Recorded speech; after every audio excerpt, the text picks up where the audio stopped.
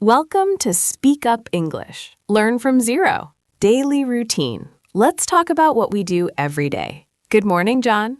Morning, Anna. You look awake and ready. I try.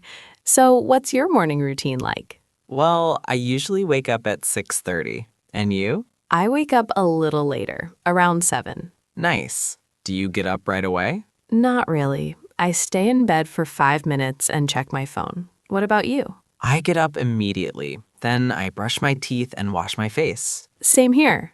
After that, I make breakfast. Oh, I don't make breakfast. I drink coffee and eat a sandwich outside. Do you go to work by bus? Sometimes, but usually I walk because my office is close. That's great. I take the train every morning. It's fast. And what do you do in the afternoon? I work until 4 p.m., then I go to the gym.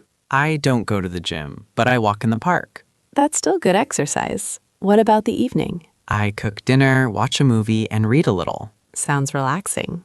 I clean my home, cook dinner, and sometimes call my family. Wow, busy evening. Yes, but I like it. Do you go to bed early? Not really. I go to bed at 11:30. I sleep earlier, around 10:30. I need more sleep. I know.